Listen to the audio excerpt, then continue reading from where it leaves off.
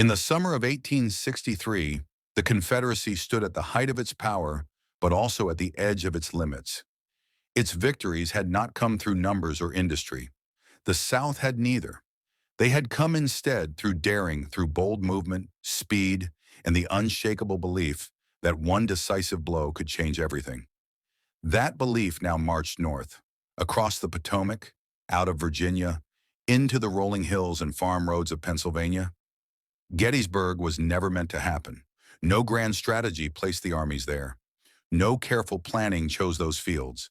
Shoes, chance encounters, and converging columns brought tens of thousands of men together at a crossroads town that held no intrinsic strategic value. And yet, once the first shots were fired, the fate of the war began to narrow, compressing day by day until everything depended on a single decision, a decision Robert E. Lee would make, and a warning James Longstreet would give. Longstreet did not believe in glory for its own sake. He distrusted frontal assaults against prepared positions.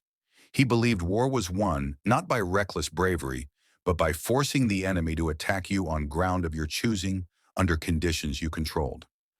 At Gettysburg, he begged Lee to maneuver, to turn, to shift the battlefield entirely, to force the Union Army to fight defensively. Lee refused, and history followed his choice. But what if it hadn't? What if Lee had listened to Longstreet at Gettysburg?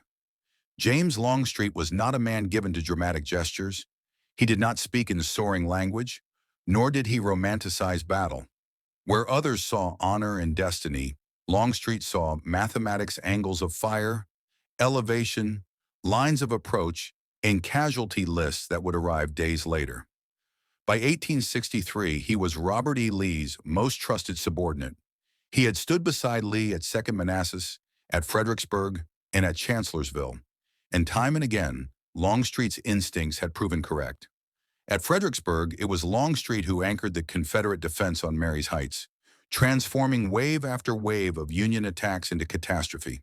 That battle had confirmed his philosophy: let the enemy attack you, and you will break them. Gettysburg would test whether Lee still believed that lesson. Lee entered Pennsylvania confident, but that confidence was fragile. The Confederacy was bleeding men it could not replace. Every victory raised expectations. Every success narrowed Lee's margin for error. When the Army of Northern Virginia crossed the Potomac, Lee hoped for more than supplies or morale. He hoped for a decisive result, something that would shatter Northern will and reshape the war. Longstreet did not share that hope. To him, invading the North was not about winning a climactic battle. It was about maneuver, about threatening Washington, stretching Union logistics, and forcing the Army of the Potomac to abandon strong positions. Victory would come not from a single blow, but from pressure applied intelligently, methodically, with foresight. Gettysburg, when it appeared on the horizon, looked nothing like opportunity. It looked like a trap. On July 1st, Confederate forces drove Union troops through the town. Victory seemed close. Smoke hung in the streets. Prisoners were taken. The momentum felt unmistakable. But as Longstreet surveyed the field, he saw what mattered more than momentum. The Union Army was forming strong defensive positions on the high ground south of town: Cemetery Hill, Cemetery Ridge, Culp's Hill, elevated terrain, interior lines, clear artillery platforms. And every hill, ridge, and rock told a story Longstreet knew too well. Men who held the high ground, dug in, with overlapping fields of fire, were almost impossible to dislodge without devastating loss. This was exactly the kind of battlefield Longstreet feared. That evening, he approached Lee quietly, respectfully, but with urgency that could not be ignored. Do not attack tomorrow. Move around the Union left. Force them to abandon these heights. Force them to fight on our terms. Lee listened. He nodded. He considered. And in the quiet of that summer evening, the weight of the decision pressed down on him like never before. Longstreet could see the hesitation flicker in Lee's eyes, a rare moment of uncertainty from a man usually defined by audacity. Lee thought of the army, of the men who had followed him through impossible odds. He thought of the boldness that had carried them to victory so many times before. But he also felt the whisper of doubt Longstreet laid before him, the careful, measured caution of a man who had survived battles by understanding risk.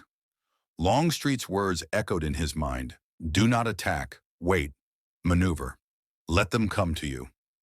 Lee considered the possibilities, pacing quietly among maps and reports, imagining the consequences of every choice. Every delay could give the Union time to fortify. Every hesitation could appear weakness. But rushing headlong into a frontal attack promised blood, loss, and possibly disaster. And then Lee said no. Longstreet's jaw tightened. He had expected resistance, yes, but the firmness of Lee's conviction seemed almost unshakable. And yet he left the conversation unsettled, knowing that the morning would test them all in ways words could not capture. That night, as darkness settled over Gettysburg, the Union Army dug in. Shovels cut into rocky soil. Artillery was hauled into position by sweating teams. Infantry lines curved across the ridges like a drawn bow, tightening with every hour. Every passing minute strengthened the Federal position. Longstreet knew this.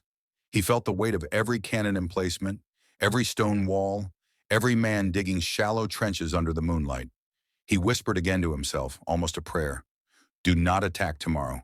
Do not move them. Force them to make the first mistake. Lee, meanwhile, wrestled with his own thoughts, pacing among his staff, silently questioning the line between courage and recklessness. He saw the army he loved, the soldiers who trusted him with their lives, and wondered if audacity alone could carry them through. Every second of inaction pressed upon him, yet he hesitated, calculating, balancing, weighing the intangible spirit of his men against the brutal arithmetic of artillery and musket fire. And so the decision was made. The morning of July 2nd dawned hot and tense. A strange quiet hung over the battlefield, broken only by distant gunfire and the low movement of men. Longstreet rose early, already frustrated, already anxious, already dreading the human cost he had foreseen. His plan was clear. It had been clear since the night before. Rather than striking the Union center, Longstreet proposed a wide-flanking maneuver march south, swing around the Union left, threaten supply lines, and force Meade to attack or retreat. It was a plan rooted in logic, a plan that might have changed everything. It was also slow, complex, and unforgiving of delay. Lee approved the concept, but only partially. The movement would be narrower than Longstreet wanted. Speed would take priority over concealment, and time, already scarce, slipped away with each passing hour. Delays mounted. Units took wrong roads. Guides faltered. Union signal stations spotted movement, and with each delay, the Union left grew stronger. Every misstep tightened the knot in Longstreet's chest, each one a prelude to the carnage he knew was coming. By the time Longstreet's corps finally attacked, the field had changed. Reinforcements had arrived. Artillery had been emplaced. The moment Longstreet envisioned the clean, decisive, overwhelming strike was gone. Still, the attack went forward.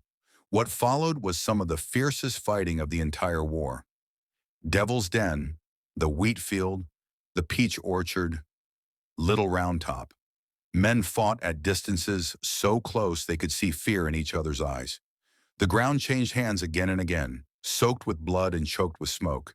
At Little Round Top, a last-minute Union defense held barely. A single regiment fixed bayonets and charged downhill, stopping a breakthrough that might have unhinged the entire Federal line. Longstreet watched with a sinking certainty.